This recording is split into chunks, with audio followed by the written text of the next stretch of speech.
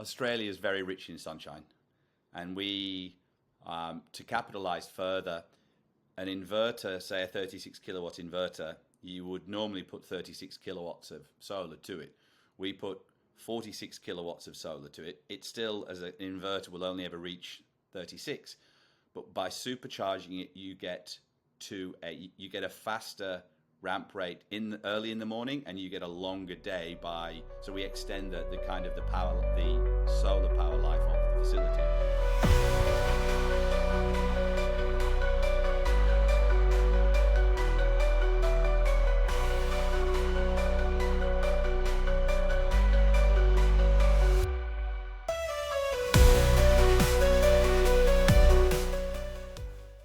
Hey everyone, I'm Nolan, executive producer of Baxtel's Meet Me Room. Just wanted to make a quick announcement about the episode that you are about to watch. You're about to watch episode 4, which was the first episode that we recorded back in July of 2022. So, information's a little bit outdated, but I trimmed the irrelevant stuff out and kept some of the insightful content. So, thank you all for being here. Thank you for listening to the podcast. We appreciate you more than you know. So without further ado, please sit back, relax, and enjoy episode 4 of Baxtel's Meet Me Room podcast. Welcome to the Baxtel podcast, where we uncover the cloud from the data center. I'm your host, Eric Bell, and today we are joined by Jon Eaves. Jon is the CEO of Edge Data Centers. It's reported that Edge Data Centers plans to grow from up to 20 sites by the end of 2023 and 40 sites by the end of 2024. That's a lot of growth. Jon, I really appreciate you coming on today, as this is our very first episode. Welcome. Thank you, Eric. It's great to be here. I noticed on your website, at least right now, you have a video of a container labeled EC1, which ended up being Grafton in Australia, being carried up to an altitude, it says on the video, up to 36,000 meters. Whether that's real or computer animation, it's absolutely real. That's true. So to do what we did, you actually go through NASA. So NASA, because you're entering space, you go through commercial airspace, then you go through military airspace, then you enter space. So it goes to the very top of the stratosphere, just below the metasphere, and it's basically 36 kilometers high. You're only allowed to remain there for it's about an hour and a half total flight time. And then obviously it gets to the top. After it finishes, then they actually have to burst the balloon. So they give you an area where it will land. So once it's risen to its full height, and obviously you've got the photos, the helium balloon is then burst. It comes back down very quickly. It comes back down at terminal velocity. It quickly goes through space, through military airspace, and then when it gets back to commercial airspace, it has a small pack chute which opens and it lands. Unfortunately, during the time it fell, the reason you only see it going up and not coming back down, because it's very unpretty when they start falling at terminal velocity and the camera starts bouncing off the body, and it was like, I'll never show that bit on the video. So yeah, it didn't survive, but it was a great journey up. So you made another one for another EC, so maybe that's EC2 that you put into Grafton, in a way. Well, yeah, so the EC1 in the video, it isn't actually full size. You can't obviously send a full size container into space, so it's a scale version. So it is, there's some art in that, but it's not actually a full size container. So EC1 in Grafton is obviously full size. Gotcha. Okay. And then what was the goal? It's a metaphor to some extent, but what was the goal of the video? So when people are asking me where the edge is, and it was like, the furthest point, and I was like, like the edge of the atmosphere. So originally it was just kind of, how do you launch, and use the metaphor of the edge. So because we were using containers, I thought, no one's ever sent a container into space. So I found a company in the UK, they launched it, and we got I think we got like 4 hours notice we're given by NASA that they tell us that's our flight window, and you have to wait weeks. So literally there's a team on standby for weeks waiting, and then they get coordinates to launch, and then NASA will give them approximately within a half a mile radius of where it's going to land. It's phenomenal technology. So they know exactly where it's going to be. They notify everybody in the air that there's something coming up, that they'll see a balloon, stay out the way, and then when it comes back down, they know exactly where it's going to land. So it is phenomenal. It was a phenomenal project. The work behind the scenes to make that happen was, a tireless effort by everybody. Mm-hmm. That's interesting. That's something I didn't know about. That it sounds like I don't know where the launch happened. I'm assuming in Australia. No, it was actually in the UK. The team is in the UK, so it was launched from Sheffield, I think, and it landed somewhere near Liverpool. So obviously, because it goes up in the same place, because Earth has rotated, it's not coming down in the same. So you have a team at takeoff and a team at landing. So obviously, prepare for it. But it's interesting that NASA would govern, or at least try to control, space flight that's outside of the U.S. Well, that's interesting. I didn't know. They control. I mean, NASA being the governing body, and it's not that they control space outside of the US. They have the best technology. They're the most advanced.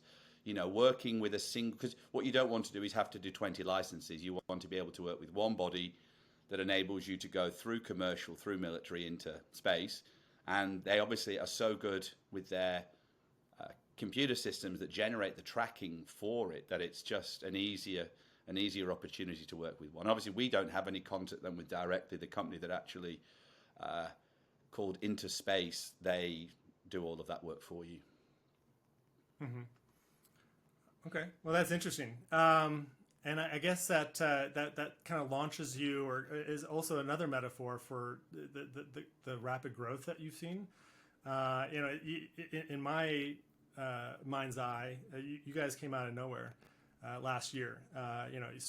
It sounded like you launched last year, I think in April or so, 2021, and now you have many data centers in Australia. You've announced in other areas.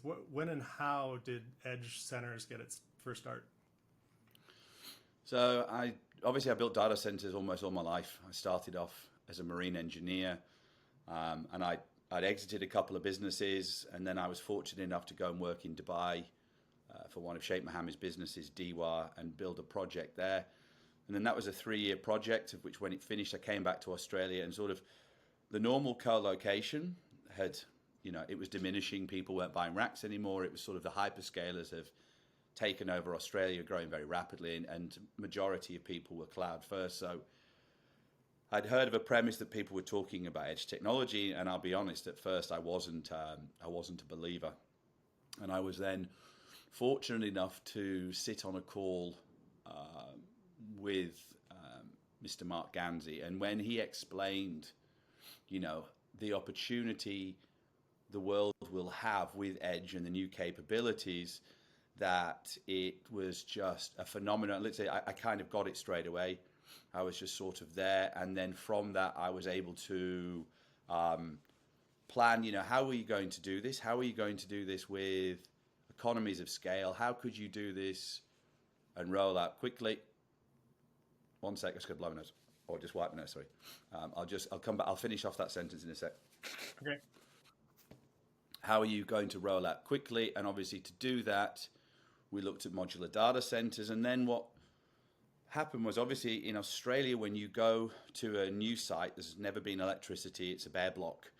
To get electricity on the site takes about 6 months. It's a standard process. So instantly, as soon as we started looking at doing power, my thoughts on a high-speed rollout were crushed, because it was 6 months per site. So what started off as a proof of concept by making it solar powered obviously became our main source of supply. So Grafton was built as a POC. It has operated now for more than 12 months continuously on solar and batteries, and operates very well. And then from that, we did a small raise, got some money, we built 4 more locations, and then we acquired 3. So at the end of 2021, we had 8 active locations. 8 locations, yeah. And that I was going to ask you about your solar powered facilities later, but that question kind of segues into that. So why did you choose solar power to power your facilities? And I think you kind of answered that in terms of the fact that you had to wait 6 months to get power, and this is a way maybe to build faster. Is that correct? Did I capture that right?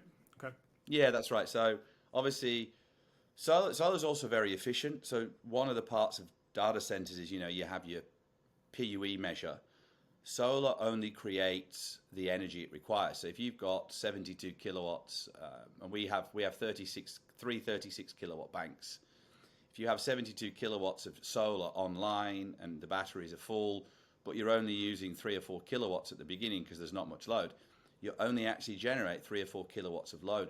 We aren't allowed to send the additional power back to the grid because as battery operated facility, if the mains goes down, or if there's an issue and a pole goes down, we have the ability to recharge the grid. So we would actually make it a danger. So we don't sell or use any of our power locally. We use it 100% on site.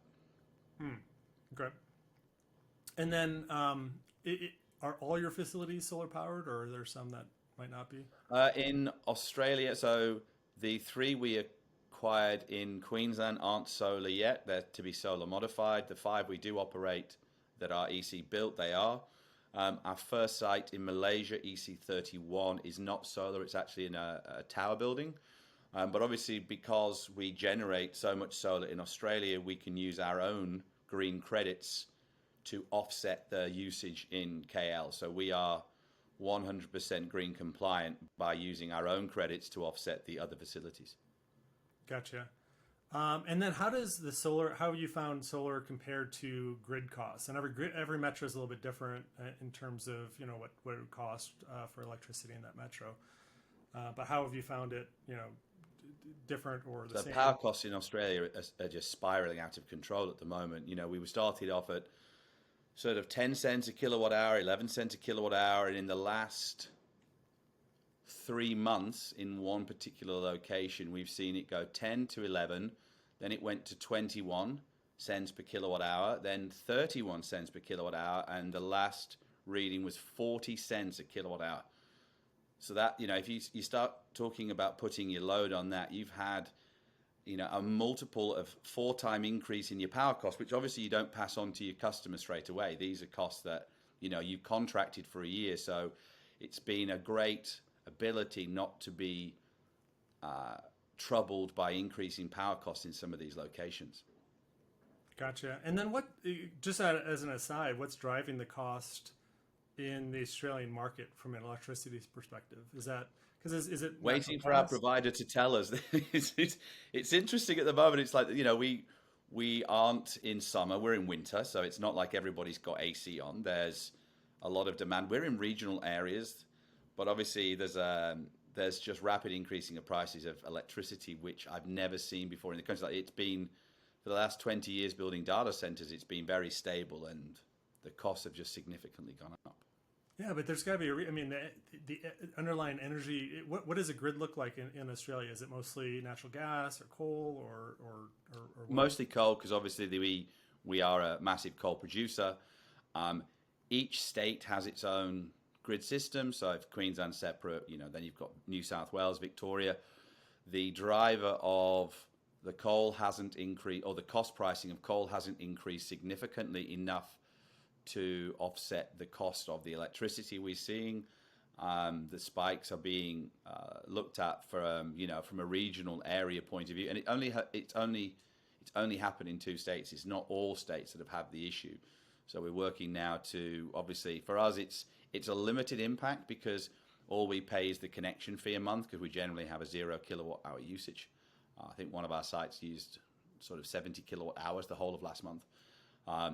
But it's something that I think has helped save us valuable money from, not having to pay these new prices. And in the rest of the world, since we find Asia, you're looking at between 5 cents and 12 cents per kilowatt hour. So it's a lot cheaper power in Asia. And we're talking about these numbers, the cents per kilowatt hour. Is that in US dollars or Australian dollars or? They're in Australian, so the Australian ones. In Asia, the 5 cents is US and the 12 cents is US. So, Gotcha. Yeah, 2 different.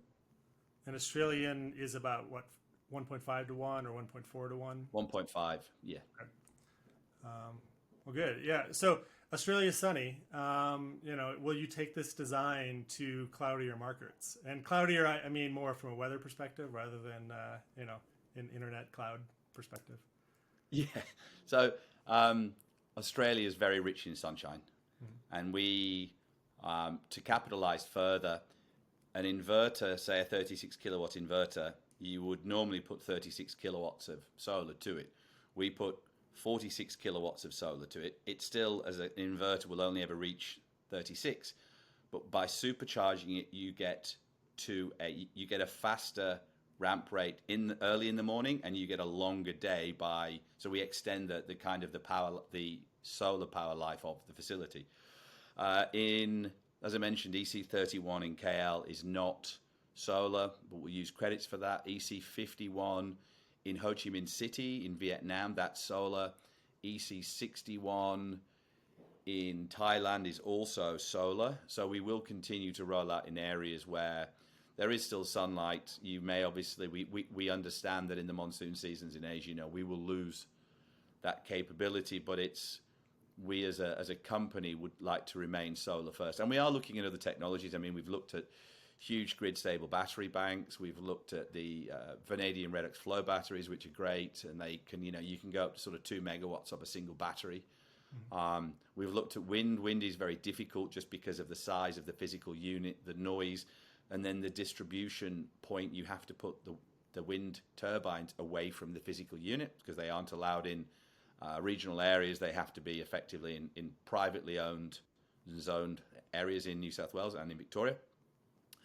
And then obviously we're looking at what other potential opportunities there are for upcoming technologies that we will kind of try and keep a finger on the pulse with and work with them to put them in our facilities. Mm-hmm. Gotcha. And then from a nomenclature perspective, it seems like your the way you name your data is EC1, EC2. Seems like when you go to a new country, you put the digit changes. That first digit changes 31, 51, 61. Do I have that correct? Every city, every country you go to, maybe Japan might be 71 or whatever, something like that. That is, yeah. So we started out with, all of our previous facilities we've built with, Sydney or SYD1, B and E1, you kind of use the local airport name. When you go into regional areas that we are in predominantly, and we're not in capital cities, that they don't necessarily have a 3-digit airport code. They have a strange ATAF code. So we decided that rather than just use location number 1, location number 2, because you might end up with, because obviously the idea of the edge is it's not a singular data center, it's multiple. So for example, in KL, we have one now in Kuala Lumpur, but we'll end up probably with 2, 3, or 4 in Kuala Lumpur. But they're around the periphery of KL. So again, your edge workloads can move, and you're still keeping the cloud or the edge cloud closer to the client or the edge network closer to the client. So we just decided that we'd have, so EC31 is KL, EC32 is Penang, EC33 is Johor, EC35. There's no 4s used in Malaysia, so we go 33, 35, 4's unlucky. So again, you've got to look at the respect to the country as well. So like in an elevator, you have level 3 or 3A and 3B, and then it goes 5. So I'm in tower 3B, which effectively would be 4, but it's not. So we have 3A and 3B. So again, you've got to be culturally sensitive. So EC41 is, I think, from memory, the Philippines, which it doesn't have an issue with 4. 50. So the 50 is the country. So 50 is Vietnam. 51 is Ho Chi Minh, 52 is Hanoi, and then that goes all the way up to EC100, which is the United States. Mm-hmm. Gotcha. And then you guys are using containerized data centers, as I understand, in most cases, right? 50-50. 50-50. Okay. We're actually, at the moment, currently, it's exactly half and half. So I call the design a pod. So whether you are in a container or you're in a building, the footprint size is identical. It's 12 meters by 12 meters by 12 meters by 3 meters by 3 meters. So 12 meters long, 3 meters wide, 3 meters high. We have in that 16 racks, of which there are generally quarters. So we have 64 quarter racks. and 1 kilowatt each, and that's our standard footprint. And again, if you fill one, then you don't build another pod in the same building. You find another location and you expand out. So yeah, at the moment we are half and half. Gotcha. And then is it half and half based on if you're in a tower, obviously you would put the pod on a floor. If you're in a more rural area, then you could just put it in a parking lot or kind of on a site or a lot, right? That's right. So Malaysia, all 3 first locations are internal pods, whereas Thailand, all first 3 locations are external pods. Ho Chi Minh and Hanoi, external pods. Philippines, internal pod. Jakarta or Indonesia, internal pod. So it's really, you're looking for communications, you're trying to find land. You obviously got a large security area that you want to cover off as well. So in some of the regional areas where you don't want it to be in a building because it's too open, that you prefer to have it in more of a secure area with your own fence and security guard on site 24/7. Gotcha. And then looking at kind of the sites, when I look at Queensland, particularly North Queensland, it looks like you almost have a monopoly on facilities. What drew you kind of the north part of Queensland there? Queensland was acquisition. So we partnered with a company called OnQ Communications in Queensland that already had the facilities. So in trying to expand quickly might not necessarily mean building. And if you look at some of the regional towns we're in Australia, they're towns with between 50 to 70,000 people. They've never actually had a data center. So in a town that already has an established facility, it's not necessarily always the best to go in and try and build one next to them or near them if there's absolutely no requirement for that to happen. So we did an agreement with OnQ to take over their communications facilities in Queensland and then operate them as edge centers. Gotcha. And then when I had a look at your LinkedIn this morning, it looked like you have 3 different companies, edge companies listed on your LinkedIn.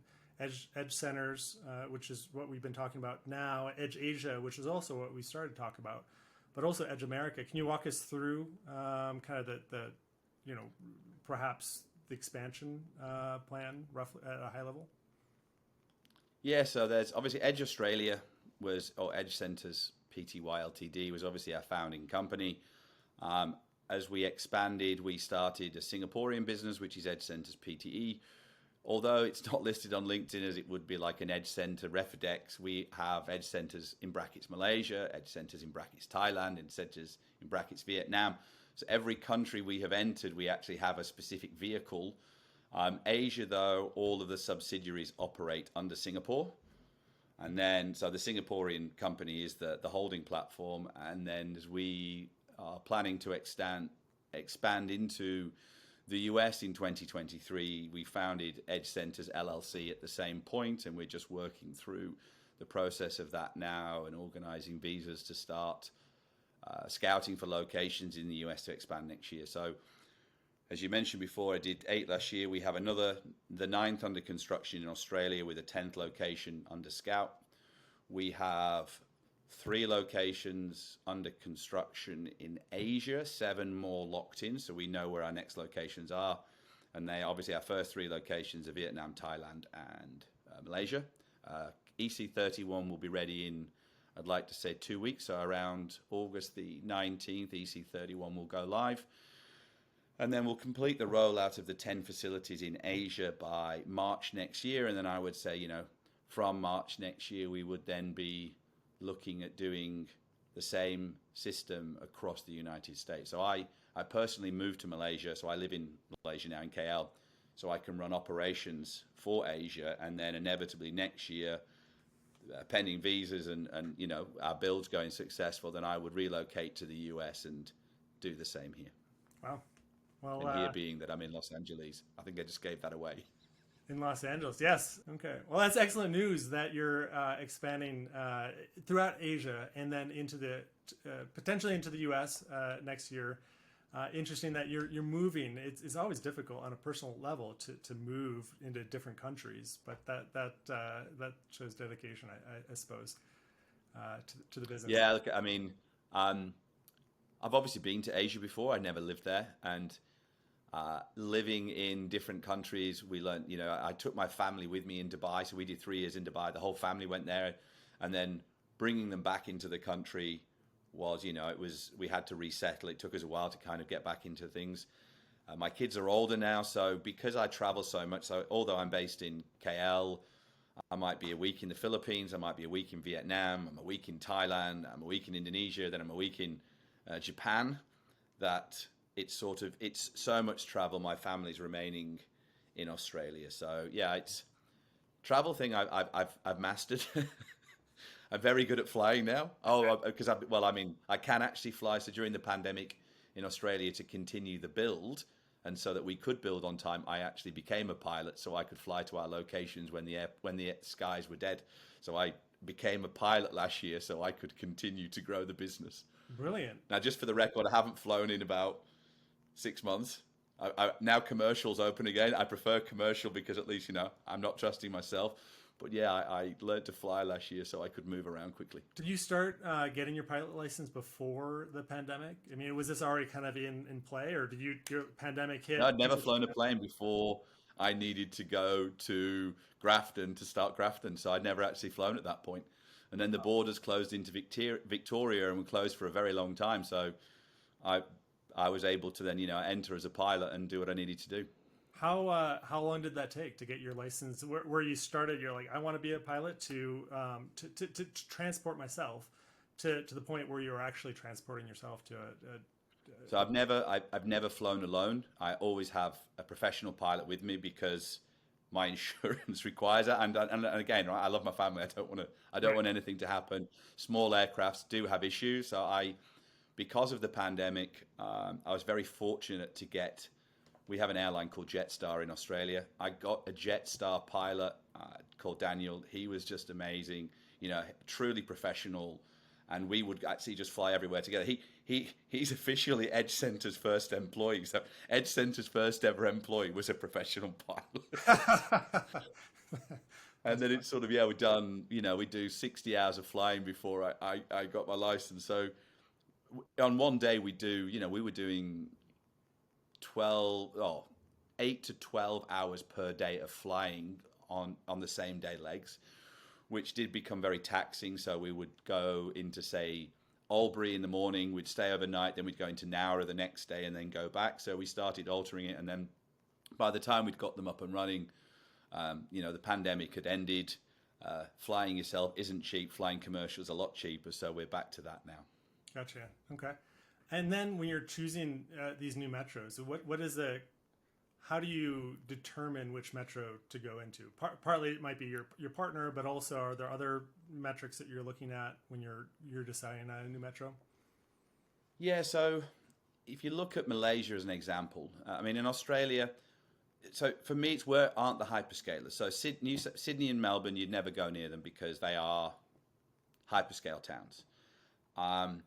Edge does complement hyperscale because you still get the tier 2 and tier 3 providers that don't want to be with the hyperscaler, one of the hyperscaler cloud operators, but want to be near them to be able to supply services.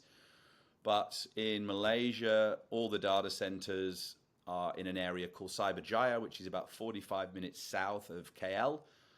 So KL itself is an edge. There's one facility which is full, so it's a great opportunity to be able to build in a new location, supporting a new region that is currently underserved by facilities. And it's the same in Penang. Obviously, Johor is different now. When we started, which is April, Johor had no major movement, lots of talk of building, but Johor now is taking sort of the overflow from Singapore. So there's some massive data centers being built in Johor. But again, Johor's a massive area. There's a lot of population still to serve. Right. Yeah, I think it has a lot of potential, particularly the area that's closest to Singapore. Yeah, that makes sense. Agreed. Okay, so this is something I'd like to do as a regular as we go along on the podcast, but I didn't prep you effectively on this. But I would like each guest to provide like some top picks, say 2 to 3 top picks of what you find interesting, useful, that maybe the audience might not know about. So, for example, it could be an app, a book, a website, an article that you recently read, a travel tip, or just some sort of life tip, something that is helpful for you. Yeah, so I think reading wise, there's an article that's released annually, which is called The State of the Edge. If you Google that, you'll find it. It is obviously purely about what we're doing, and it talks about not just infrastructure. In fact, it very rarely talks about infrastructure, but it talks about a lot of the different technologies, whether it's from tower to edge computing to operational software. And it's a very good update to where the edge is in the real world, where people are talking about, AI, autonomous vehicles, 5G applications. A lot of them still aren't mature enough to be at the edge. So I found that very helpful annually to kind of see how the market's growing. And obviously, there's STL Partners in the UK. They do one on where they see edge facilities, where they see edge computing going in the next few years, and you look at their growth that they're expecting these facilities to have, whereas edge data centers now, a company may use one or two, whereas those same companies interviewed are predicting that they'll be between 5 and 6 in the next 2 years, and then between 7 and 10 in the 2 years after. And we expect an exponential growth of the edge platform, which is why we're investing early into the technology and our own personal platform that we use to operate this. The second biggest tip I've had is when I fly home this weekend back to Australia to see the family, it will be my 50th international flight this year. And I've seen, I've been in Singapore in December when it was empty, when we were first looking at Asia. There was not a person. I've watched the world slowly open back up. One of the most exciting things to happen is that the food court in Vietnam airport opened. So we could always get food on the way out. But one of the best things I have is especially for Asia, there's a card called the APAC card. And that allows you entry in a very special lane. It's sort of like the diplomat lane in Asia. So when you land in a country like Singapore, like Malaysia, where there might be 200 or 300 people in the queue in front of you, it's the fastest way in and out of any country. So any country in Asia that supports APEC, you can land, you can be through customs or immigration, in circa 15 minutes, grab your bag and go. So that's been my best find so far for travel. And obviously now it's almost like I'm at a point where I have a grab bag. My suitcase is never really unpacked. I actually do the washing in the country I'm in before I leave. So I've done my washing today. It's packed and then it just lands and it's just left and it's ready to go. Nice. So yeah, I've mastered traveling in airports. Nice. Well, good. Any other tips or apps or books that you'd recommend? I think the tip I would say is, I think, your audience, albeit the edge is undefined and people have a variety of different opinions on what the edge looks like. I think the edge is, still undefined. And I think what will be really interesting to see is, as we grow out through Asia and as the other competition and different providers, we're not the only one in the world. As we see the next 12 months of these platforms in different countries expand, I think it'll be great where we can end up with a fully interconnected edge network that supports regions that are currently underserved. The internet in a lot of these locations I go to is terrible. So I think helping build the internet for the future is definitely something I'm passionate about and love doing. Great. And it's almost a book we will write, not a book we will read. Right. Yeah, we're writing history as we go. So how can we find? And I really appreciate you coming on. Again, this is our first episode, so we had a few hiccups, but I think everything is all good. At least particularly for the first one. How, kind of wrapping up, how can we find more about you, or how do we follow you or Edge Centers? Yeah, so edgecenters.com, and that's obviously the CENTRES, the Australian version. I'm obviously on LinkedIn. I'm a prolific poster. I actually found it my best platform. I mean, that's how I think we met. So yeah, I'm very regularly active on there, and I think it's really, to the audience, stay tuned. Besides the locations I know I'm building, what this industry will look like in 12 to 24 months, I have an idea, but I can't wait for that to be realized. Excellent. All right. Well, thank you for joining today. Thanks so much. Thank you for having me. Good to meet you, Eric. Chilled water rushing keeps it cool. A million GPUs break the rules. Deep in the center, numbers collide. Binary beats where the data resides.